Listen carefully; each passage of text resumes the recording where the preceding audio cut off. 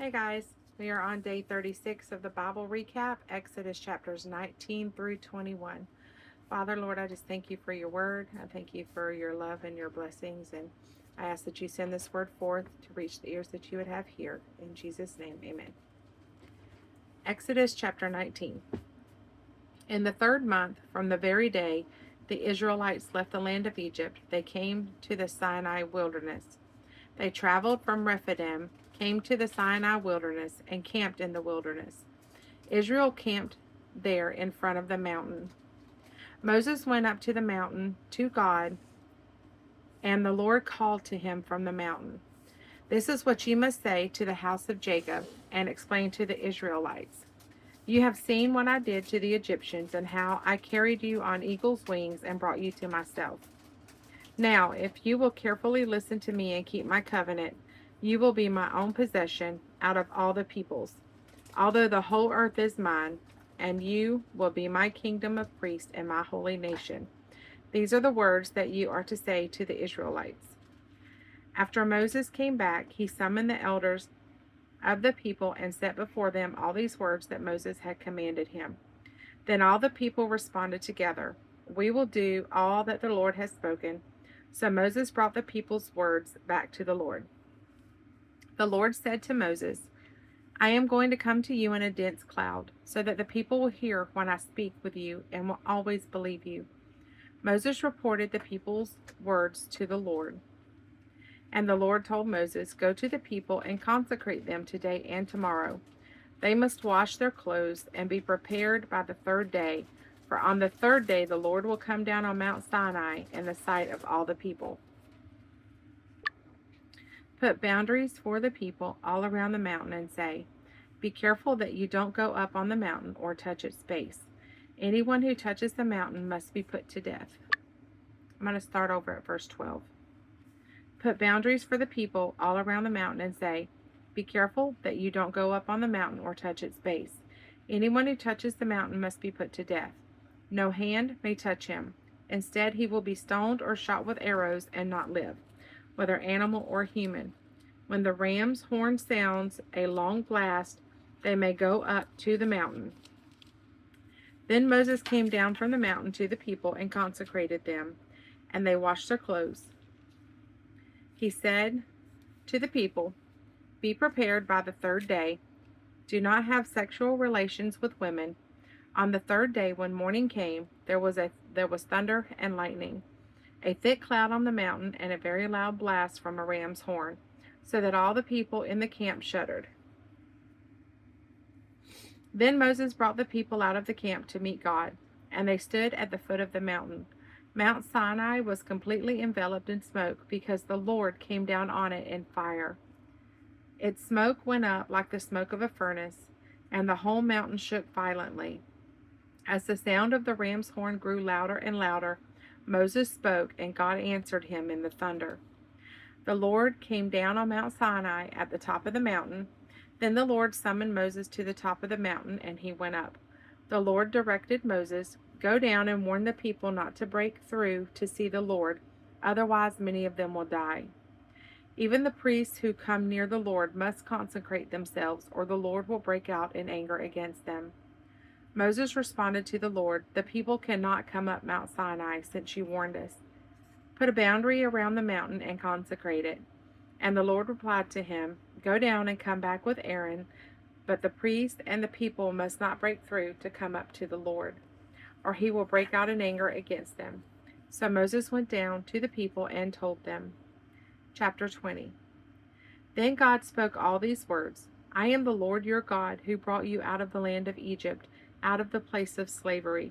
Do not have other gods besides me. Do not make an idol for yourself, whether in the shape of anything in the heavens above, or on the earth below, or in the waters underneath. Do not bow and worship to them, and do not serve them, for I, the Lord your God, am a jealous God, bringing the consequences of the father's iniquity on the children to the third and fourth generations of those who hate me, but showing faithful love to 1,000 generations of those who love me and keep my commands. Do not misuse the name of the Lord your God, because the Lord will not leave anyone unpunished who misuses his name. Remember the Sabbath day to keep it holy. You are to labor 6 days and do all your work. But the seventh day is a Sabbath to the Lord your God. You must not do any work, you, your son or daughter, your male or female servant, your livestock, or the resident alien who is within your city gates. For the Lord made the heavens and the earth, the sea, and everything in them in 6 days. Then he rested on the seventh day. Therefore the Lord blessed the Sabbath day and declared it holy. Honor your father and your mother, so that you may have a long life in the land that the Lord your God is giving you. Do not murder, do not commit adultery, do not steal, do not give false testimony against your neighbor, do not covet your neighbor's house, do not covet your neighbor's wife, his male or female servant, his ox or donkey, or anything that belongs to your neighbor. All the people witnessed the thunder and lightning and the sounds of the ram's horn, and the mountain surrounded by smoke. When the people saw it, they trembled and stood at a distance. You speak to us, and we will listen, they said to Moses. But don't let God speak to us, or we will die. Moses responded to the people, Don't be afraid, for God has come to test you, so that you will fear him and will not sin. And the people remained standing at a distance as Moses approached the total darkness where God was. Then the Lord told Moses, This is what you are to say to the Israelites. You have seen that I have spoken to you from heaven. Do not make gods of silver to rival me. Do not make gods of gold for yourselves. Make an earthen altar for me, and sacrifice on it your burnt offerings and fellowship offerings, your flocks and herds. I will come to you and bless you in every place where I cause my name to be remembered. If you make a stone altar for me, do not build it out of cut stones. If you use your chisel on it, you will defile it. Do not go up to my altar on steps, so that your nakedness is not exposed on it. Chapter 21. These are the ordinances that you are to set before them. When you buy a Hebrew slave, he is to serve for 6 years. Then, in the seventh, he is to leave as a free man without paying anything. If he arrives alone, he is to leave alone. If he arrives with a wife, his wife is to leave with him. If his master gives him a wife and she bears him sons or daughters, the wife and her children belong to her master, and the man must leave alone. But if the slave declares, I love my master, my wife, and my children, I do not want to leave as a free man, his master is to bring him to the judges, and then bring him to the door or doorpost. His master will pierce his ear with an awl, and he will serve his master for life.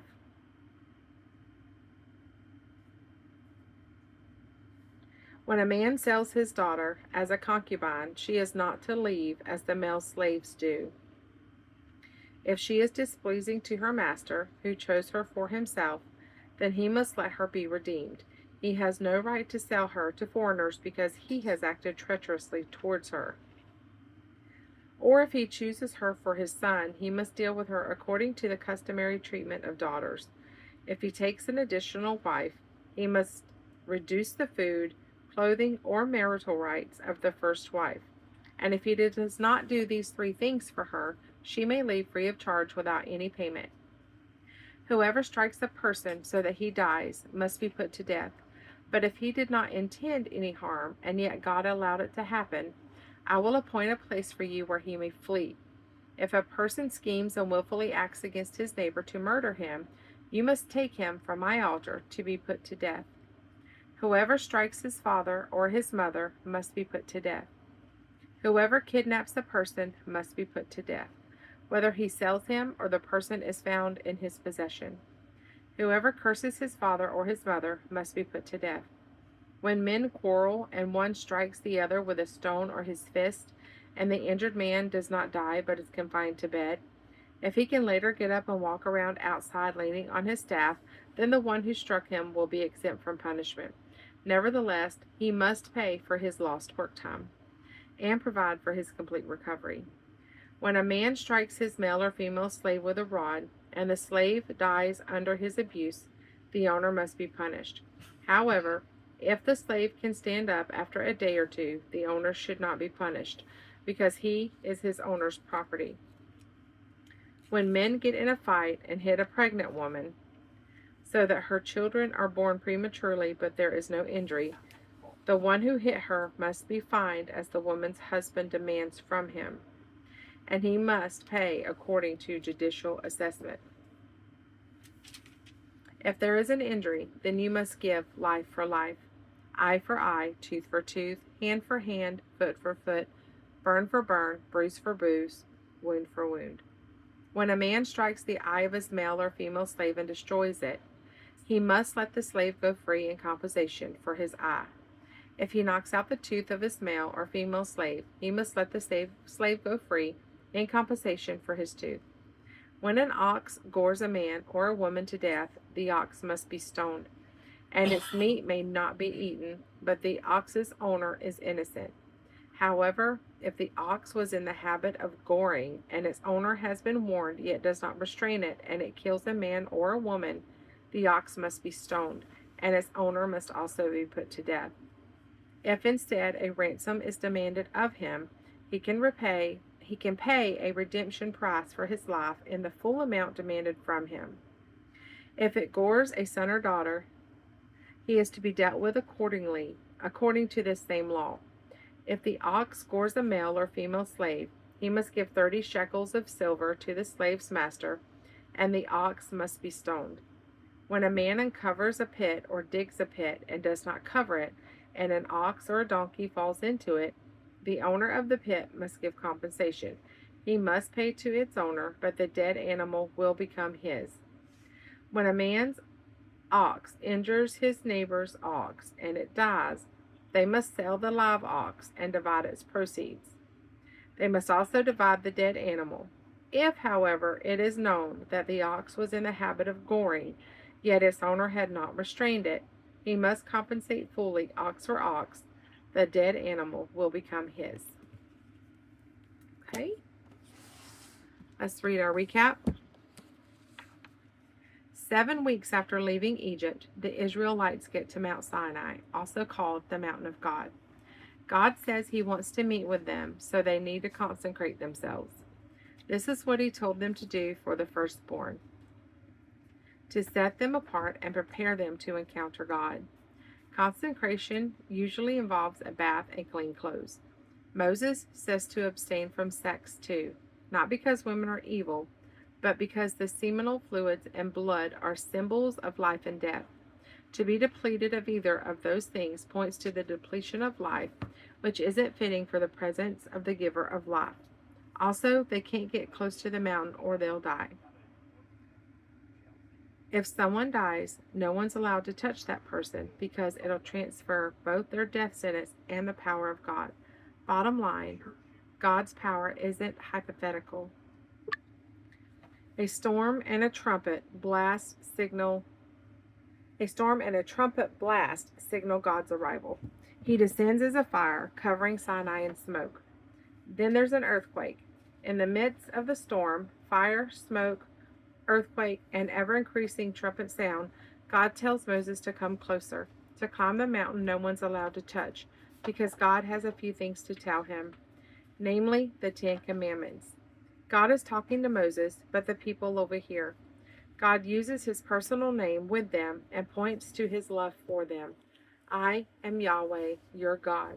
I brought you out of slavery. He enters with relationship before telling them his laws. Then he gives the 10 words. That's what they're called in Hebrew.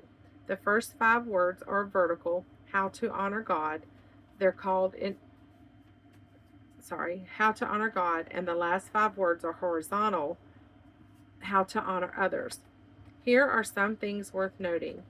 The second word, about idols and graven images, reveals our natural inclination to worship things. Everyone worships something. Mostly we worship what we see regularly. The challenge for our idolatrous hearts is that Yahweh has no physical form. In order to worship him, we have to move beyond our human nature, which means setting aside the created things we can see with our eyes. Even though God does appropriate a physical form from time to time, like in theophanies, He is not attracted to or confined to that form. He's not attached to or confined to that form. And when God says he's jealous, it's not like our jealousy or envy. The word used here is used only in reference to God. Its meaning is more like protective or zealous. He's protective of and zealous for his relationship with us. It's an act of love. In the third word, we see how seriously God takes his name. There are lots of layers here, but let's focus on 3. 1. As people who have taken his name, we're called to live in ways that show we belong to him. 2. This prohibits any kind of insincere or frivolous use of his name because it suggests we're not taking it seriously. And number 3, God takes personal offense to anything that diminishes his personhood or character. His names represent his character and his actions. Taking God's name in vain could also correspond to doubting that he is who he says he is. Chapter 21 gives a general outline for how to live in civil society and treat others well. It reveals God's desire to protect and respect life, including life in the womb, because all life points to the giver. Today's God shot. When the people see God's power and are afraid, Moses says something that seems contradictory at first. Do not fear, for God has come to test you, that the fear of him may be before you, that you may not sin. And that was in chapter 20, verse 20. So should we be afraid or not? There's a crucial distinction to make between the 2 uses of the word fear. The fear in do not fear carries the idea of dread. This kind of fear drives us away from God. It's sin adjacent. But Moses uses a different word when he refers to fearing God. It carries the idea of reverence and awe. It's joy adjacent, and it has the effect of drawing us to God. The fear of God is composed primarily of delight and awe, moving us toward God. It's like what we feel at the Grand Canyon. We take long trips to go stand on the edge with our eyes and mouths open wide, overwhelmed with beauty, yet knowing it could kill us. Moses says that's the kind of fear that keeps us from sinning against God. I like the kind of fear that draws me closer to God because he's where the joy is. And I want to add a little bit, talking about the fear of the Lord. There's a good fear and a bad fear. I read a book called The Awe of God by John Bevere, I believe. And it's got a whole study guide with it and everything if you want to do it. I think it was the first one I did in my women's Bible study group, but it was awesome. It teaches you about being that reverent fear of the Lord, the awe of God, a holy fear, the fear that does draw you to him, that wants you to be in more relationship with him, because sin separates us from God. And if we have that holy, reverent fear of him, we don't want to do things that separate us from him. Our fear is in being separated from him. It's a reverence and a respect that is very healthy and brings growth in your relationship with God. So if you think that's something that maybe you struggle with or don't understand, this book could be very helpful in that way of understanding the fear of God, the awe of God, the reverencing and respecting God. Again, it's called The Awe of God, A-W-E, The Awe of God, by John Bevere. And thank you for listening. You guys have a wonderful and blessed day. If there's anything that you need from me that I can pray for you or talk over scripture with you, outside of this, you can always message me, call me, text me, whichever.